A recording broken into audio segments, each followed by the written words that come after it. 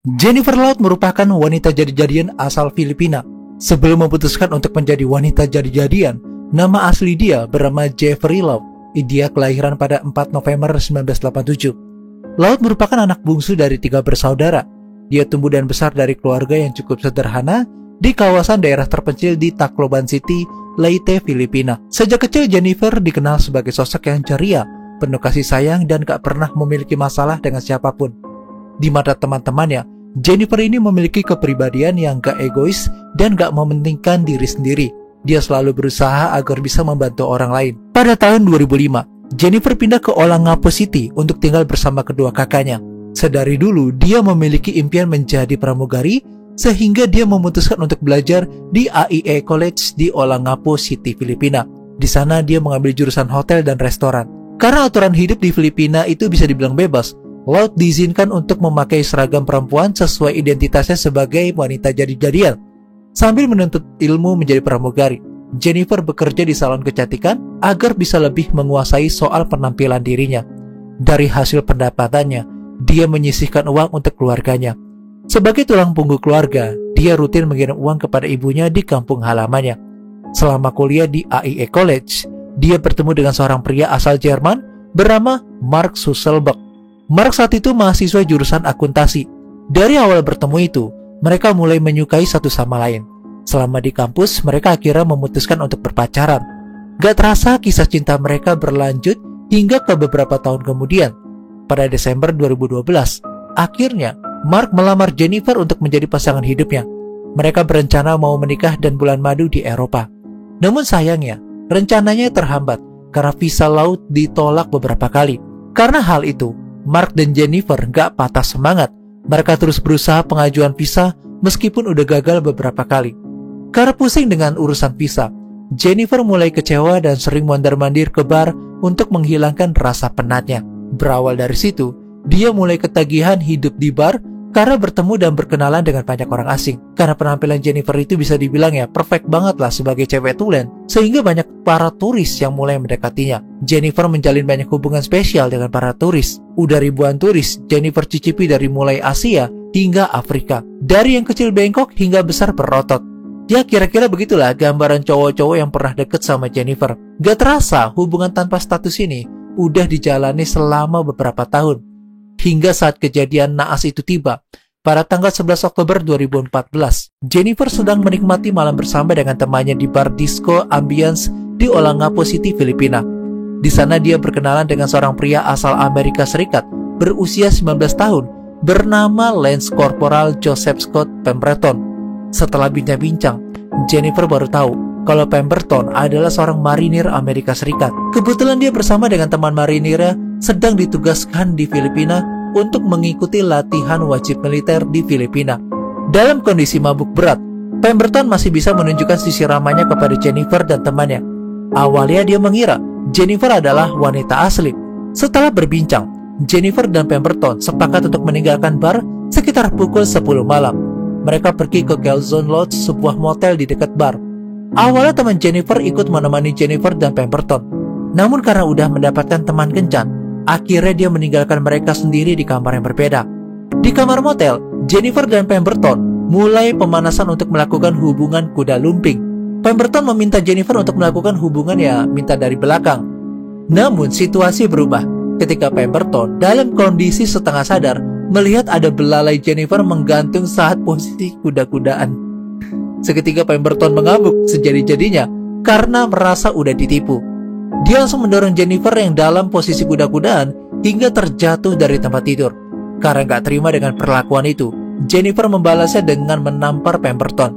Situasi semakin memanas hingga Pemberton meninju Jennifer sebanyak 2 kali. Lalu dia kemudian menjerat leher Jennifer dengan lengannya hingga Jennifer gak sadarkan diri. Setelah Jennifer gak sadarkan diri, Pemberton tersadar dari mabuknya dan segera menyeret Jennifer ke kamar mandi. Dia berusaha membangunkannya dengan memerciki air ke wajahnya. Namun sesampainya di kamar mandi, dia malah gak menemukan air karena airnya ini lagi gak nyala. Dengan kondisi bingung, dia meninggalkan Jennifer di kamar mandi dalam kondisi gak sadarkan diri. Sekitar 30 menit setelah check-in, Pemberton meninggalkan hotel sendirian dengan pintu kamar terbuka. Dia kemudian kembali ke kapal marinir Amerika Serikat di Subic Bay dan mengaku kepada seorang rekannya bahwa dia baru aja menghabisi seseorang.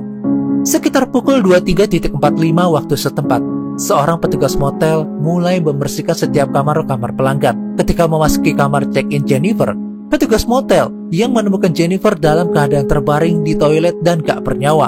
Saat itu, tubuh Jennifer ditemukan dalam keadaan tanpa mengenakan sehelai benang pun.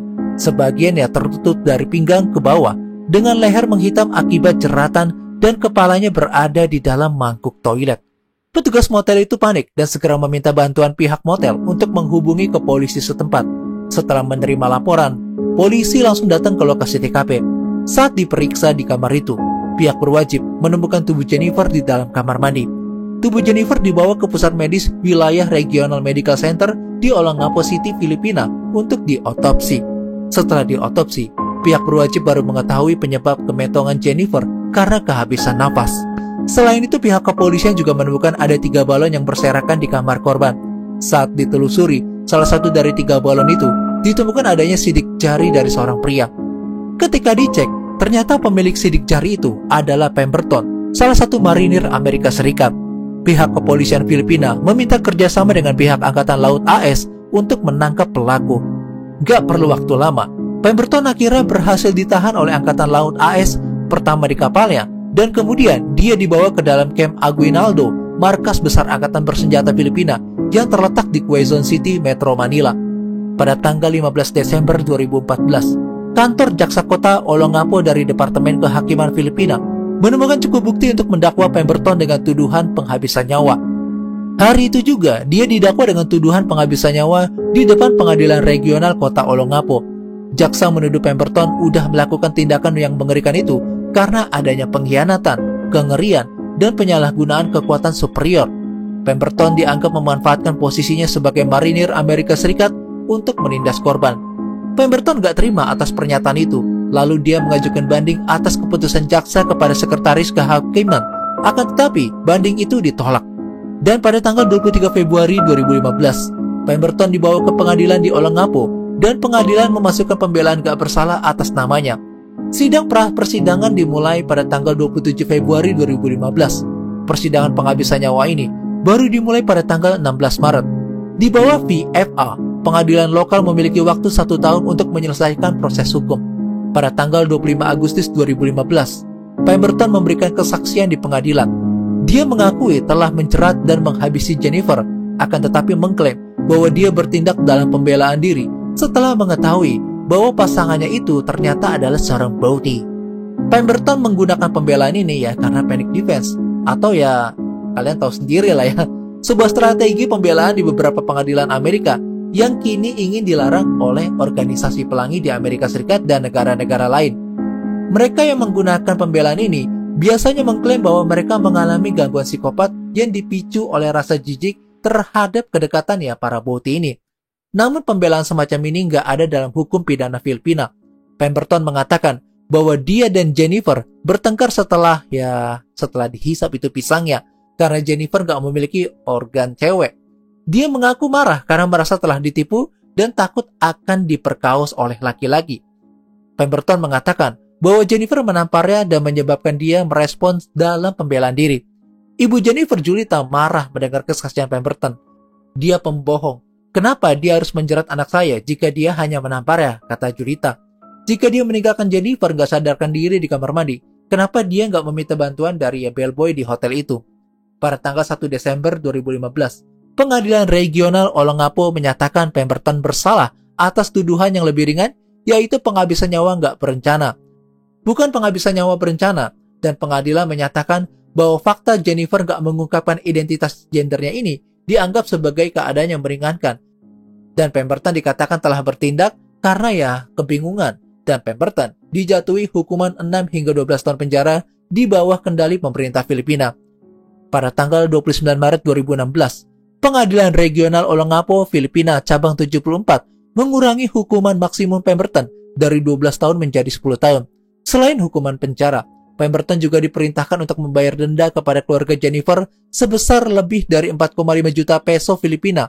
Dan pada tanggal 6 Januari 2016, Rowena Garcia Flores, pengacara Pemberton, mengajukan banding untuk membalikan putusan Pemberton. Flores juga mengajukan mosi terpisah untuk mengurangi hukuman jika pembebasan gak diberikan. Pemberton terus mengajukan banding atas hukumannya dan berhasil menurunkan menjadi 10 tahun pada Maret 2016. Dia mengajukan banyak mosi untuk peninjauan kembali di pengadilan banding SIA dan melakukan upaya terakhir pada tahun 2017, di mana dia meminta Mahkamah Agung untuk membalikan keputusan SIA yang menolak mosinya. Dan pada bulan April 2020, dia menarik petisinya dari SC secara resmi, menutup dan mengakhiri kasus pada Juni 2020. Kemudian pada tanggal 2 September 2020, Pengadilan Regional Olongapo memerintahkan pembebasan Pemberton karena waktu yang telah dijalani dan tunjangan waktu berkelakuan baik setara dengan lebih dari 10 tahun, memotong hukuman aktualnya 4 tahun lebih pendek. Keluarga Jennifer segera mengajukan mosi untuk peninjauan kembali pada hari berikutnya, yang diakui oleh Biro Permasyarakatan menangguhkan pembebasan Pemberton. Dan di tanggal 7 September 2020, Presiden Filipina Rodrigo Duterte memberikan pengampunan penuh pada Pemberton yang menghapuskan semua tanggung jawab pidananya tanpa syarat. Keputusan ini mengguncang Filipina dan memicu protes dari kelompok hak-hak wanita jadi-jadian dan aktivis lainnya. Setelah dibebaskan, Pemberton dideportasi kembali ke Amerika Serikat, di mana dia akan menghadapi proses pengadilan militer menurut Melancana. Dia juga telah dimasukkan dalam daftar hitam oleh Biro Imigrasi dan dilarang kembali ke Filipina. Namun yang menyedihkan dari kasus ini adalah Jennifer yang udah bertunangan dengan seorang warga negara Jerman harus pupus karena izin visa ke Jerman baru bisa diterima setelah kepergian Jennifer, dan dia batal dan nikah di Jerman. Nah, untuk kasus yang kedua ini bisa jadi pelajaran buat kalian. Kalau udah ngebet dan gak punya uang, jangan coba-coba pesen abang-abangan, ya maksudnya wanita jadi-jadian, kalau gak mau bernasib seperti kasus yang satu ini. Jadi awal kasus ini terjadi pada hari Sabtu 14 Januari 2023. Seorang pemuda berinisial LMA 24 tahun di Kendari, Sulawesi Tenggara terlibat dalam insiden, ya kalian tahu ya, insiden rumah tangga yang kemudian menjadi viral di media sosial. Kasus ini bermula ketika LMA memesan jasa seorang wanita jadi-jadian melalui aplikasi micet untuk pesan BO. Setelah berkomunikasi melalui aplikasi, keduanya sepakat bertemu di rumah kontrakan wanita jadi-jadian tersebut di BTN Geraha Cempaka Asri, Kelurahan Bongo Eya, Kecamatan Wua-Wua, Kendari.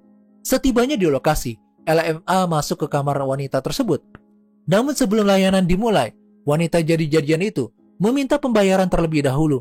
Disinilah masalah bermula. LMA mengaku nggak membawa uang dan menyatakan bahwa dia belum sempat berhubungan dengan wanita-wanita jadian tersebut. Pengakuan ini memicu kemarahan wanita jadi-jadian yang merasa dirugikan karena nggak menerima bayaran yang telah disepakati. Karena nggak mendapatkan uang yang dijanjikan, wanita jadi-jadian tersebut memanggil seorang temannya yang juga ya sama satu kaum lah untuk membantu menyelesaikan masalahnya. Kedua wanita jadi-jadian itu mulai mengeroyok LMA. Dalam video berdurasi 1 menit 6 detik yang kemudian viral di medsos, terlihat LMA nggak berdaya nih karena mereka berdua. Hantaman diarahkan ke wajah dan tubuhnya hingga dia terpojok di sudut kamar. Dalam video tersebut, kedua wanita jadi-jadian tersebut terdengar memaki korban dengan kata-kata yang kurang enak dan terus menghajarnya. Salah satu pelaku bahkan menggunakan helm untuk memukul korbannya. LMA terlihat gak mampu melawan dan hanya berusaha melindungi dirinya dari serangan. Dia sempat meminta tolong kepada orang di luar agar membukakan pintu. Akan tetapi pintu kamar memiliki teralis besi yang membuatnya sulit melarikan diri. Di tengah aksinya itu, seorang laki-laki masuk ke kamar dan berusaha melerai mereka. Meski demikian, kedua pelaku tetap bersikeras agar LMA gak meninggalkan lokasi sebelum membayar uang yang telah disepakati sebelumnya. Sebagai jaminan atas pembayaran yang belum dilakukan, mereka menyita ponsel milik korban, sebuah Oppo tipe A5 2020. Setelah ponselnya disita, LMA diberikan izin untuk pergi dengan alasan mencari uang guna membayar pelaku. Namun bukannya mencari uang, dia langsung menuju ke kantor Polresta Kendari untuk melaporkan kejadian itu tersebut. Setelah tiba di kantor polisi, LMA memberikan keterangan bahwa dirinya telah menjadi korban dari kedua wanita jadi-jadian di rumah kontrakan tersebut. Polisi segera melakukan penyelidikan awal terhadap kasus ini dan membawa korban ke Rumah Sakit Bayangkara Kendari untuk menjalani visum et repertum guna mendokumentasikan luka-luka yang dialaminya. Namun perkembangan kasus ini mengalami hambatan ketika LMA tiba-tiba mencabut laporannya beberapa hari kemudian. Alasannya ya karena ponselnya telah dikembalikan oleh pelaku dan dia takut aibnya terbongkar akibat insiden tersebut. Kapolresta Kendari Kombes Pol Muhammad Eka Fatur Rahman mengkonfirmasi bahwa korban meminta agar kasusnya nggak dilanjutkan karena merasa malu. Pada hari Rabu 18 Januari 2023, video tersebut viral di media sosial. Dalam video tersebut terlihat jelas bagaimana kedua pelaku menghajar korban tanpa ampun hingga wajahnya babak belur. Viralitas video ini membuat LMA merasa malu karena insiden pribadinya menjadi konsumsi publik. Pada hari Kamis 19 Januari 2023, LMA kembali menghubungi penyidik Polresta Kendari dan meminta agar laporannya diproses kembali. Dia menyatakan bahwa dirinya udah sangat malu akibat video yang beredar luas tentang penganiayaan yang dialaminya. Polisi pun melanjutkan penyelidikan atas kasus ini berdasarkan laporan tersebut dari korban. Setelah menerima laporan kembali dari korban, tim Buser 77 Satreskrim Polresta Kendari dikerahkan untuk mengejar kedua pelaku pengeroyokan. Polisi berhasil mengidentifikasi para pelaku berdasarkan video viral serta keterangan dari korban dan saksi-saksi lainnya. Kapolresta Kendari Kombes Pol Muhammad Eka Faturaman menyatakan bahwa kejadian pengeroyokan itu terjadi sekitar pukul 15.00 WITA pada hari Sabtu tersebut di rumah kontrakan milik salah satu pelaku. Kedua pelaku adalah wanita jadi-jadian yang sering menggunakan aplikasi micet untuk menawarkan jasa mereka kepada pelanggan. Berdasarkan hasil penyelidikan dan bukti-bukti yang dikumpulkan oleh polisi, kedua pelaku dijerat dengan pasal 170 ayat 1 KUHP tentang tindak pidana pengeroyokan. Ancaman hukuman bagi pelanggar pasal ini adalah maksimal 5 tahun 6 bulan penjara. Proses hukum terhadap kedua tersangka harus berjalan hingga mereka ditetapkan sebagai tersangka resmi oleh pihak kepolisian. Nah, untuk kasus yang ketiga ini juga agak aneh. Kok bisa-bisanya udah punya istri masih mau selingkuh? Kalau selingkuh dengan wanita ya mungkin masih dimaklumi, tapi orang ini milih selingkuh dengan wanita jadi-jadian. Tapi endingnya pasti gak bertahan lama seperti cerita AA yang sebelum-sebelumnya. Nah, waktu itu ada wanita jadi-jadian bernama Ita alias Irwan Effendi. Ita ini udah berumur, usia terakhir 56 tahun. Dia juga diketahui sebagai ketua perhimpunan wanita jadi-jadian di Palembang. Semasa hidupnya, Ita dikenal sebagai sosok yang dihormati di komunitasnya. Dia tinggal di rumah susun Blok 12, Kecamatan Ilir Barat 1, Palembang, Sumatera Selatan. Dia diketahui udah punya pacar bernama Jagat. Hubungan mereka dimulai pada tahun 2015 dan berlangsung selama 2 tahun hingga 2017. Dalam hubungan tersebut, Jagat sering menemui Ita saat membutuhkan uang. Dia mengaku biasa menerima bayaran sekitar Rp200.000 setiap kali berhubungan dengan mereka. Pada tahun 2017, hubungan mereka kandas setelah Jagat menikah dengan seorang perempuan di Bengkulu dan memiliki seorang bocil. Namun rumah tangga Jagat gak berjalan secara mulus. Dia sering bertikai dengan istrinya hingga merasa gak betah di rumah. Dalam kondisi tersebut, Jagat memutuskan untuk kembali ke Palembang dan menemui Ita. Setibanya di Palembang, Jagat kembali menjalin hubungan dengan Ita. Bahkan mereka sempat tinggal bersama di rumah susun tempat Ita tinggal. Namun hubungan keduanya gak berjalan baik karena sering terjadi pertikaian. Menurut pengakuan Jagat, Ita kerap melontarkan kata-kata yang memancing emosinya. Perkataan seperti kayak binatang lah dan gak jelas membuat Jagat merasa terhina. Dan di hari Minggu 17 Februari 2019, cekcok antara Ita dan Jagat memuncak. Dalam keadaan marah, Jagat mengambil batu bata yang ada di sekitar lokasi dan menghujamkan kepala Ita hingga korban jatuh pingsan. Gak berhenti di situ aja, dia mengambil parang dari dapur dan ngeginiin leher korban hingga tiada. Tubuh Ita ditemukan oleh keponakannya, Andri Putra Wijaya, setelah beberapa hari gak ada kabar dari korban. Andi merasa khawatir karena pamannya gak bisa dihubungi selama 2 hari terakhir. Ketika mendatangi rumah susun tempat Ita tinggal, Andi mencium bau busuk yang menyengat dari dalam rumah. Karena penasaran, Andi mendobrak pintu rumah dan menemukan tubuh pamannya dalam kondisi yang mengerikan. Tubuhnya udah mulai mengeluarkan bau-bau menyengat dengan luka di leher serta bekas hantaman benda keras di kepala. Andi segera melaporkan kejadian tersebut kepada pihak berwajib. Pihak berwajib bergerak cepat untuk menyelidiki kasus ini. Dari hasil otopsi yang dilakukan oleh ahli forensik Bayangkara Palembang, ditemukan tanda-tanda KDRT pada tubuh korban berupa luka dari benda tajam dan ada di leher juga. Selain itu, sejumlah barang berharga milik korban seperti uang tunai dan ponsel juga hilang dari lokasi kejadian. Kapolsek Ilir Barat 1 Palembang, Kompol Mansoni, menyatakan bahwa hasil penyelidikan awal menunjukkan bahwa penghabisan nyawa ini dilakukan oleh orang dekat korban. Dugaan tersebut diperkuat oleh bukti-bukti yang ditemukan di tempat kejadian perkara, termasuk sajam berlumuran sirup merah. Setelah menghabisi Ita, Jagat melarikan diri ke Tangerang untuk menghindari kejaran polisi. Namun karena kehabisan uang untuk bertahan hidup, dia memutuskan kembali ke kampung halamannya di Desa Simpang Kota Beringin, Kecamatan Meringi, Kabupaten Kepayang Curup, Bengkulu.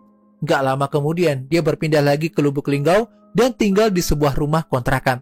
Jagat dikenal licin dalam pelariannya karena sering berpindah-pindah tempat. Polisi terus melakukan pengejaran dengan berkoordinasi bersama Polda Bengkulu hingga akhirnya berhasil menangkap pelaku pada hari Kamis 23 Mei 2019. Jagat ditangkap saat bersembunyi di sebuah kontrakan di Lubuk Linggau, Sumatera Selatan. Penangkapan dilakukan oleh tim Polsek Ilir Barat 1 Palembang setelah 3 bulan pengejaran intensif. Kapolsek Ilir Barat 1 Kompol Mansoni menyatakan bahwa pelaku sering berpindah-pindah tempat untuk menghindari penangkapan. Dalam pemeriksaan awal, Jagat mengaku menghabisi nyawa Ita karena sakit hati akibat perkataan kasar korban saat cekcok terjadi. Dia juga mengakui bahwa barang berharga milik korban dibawa kabur setelah penghabisan nyawa terjadi. Untuk melengkapi berkas pemeriksaan terhadap tersangka sebelum diajukan ke Jaksa Penuntut Umum, Polsek Ilir Barat 1 melakukan rekonstruksi kasus pada hari Jumat 21 Juni 2019. Rekonstruksi berlangsung di Jalan Kapten Cek Syekh Palembang dengan pengawalan ketat aparat kepolisian. Dalam rekonstruksi tersebut terlihat bahwa Jagat menghantam kepala korban menggunakan batu bata setelah cekcok terjadi. Melihat korban masih bergerak, dia kemudian mengambil parang dari dapur dan menyerang leher korban hingga tiada. Setelah memastikan korban gak bernyawa, pelaku mengambil barang-barang berharga milik korban seperti ponsel dan uang tunai sebelum melarikan diri. Rekonstruksi ini menarik perhatian warga sekitar yang ingin menyaksikan jalannya proses hukum terhadap pelaku penghabisan nyawa itu. Atas perbuatannya, Ita alias Irwan Effendi dijatuhi hukuman selama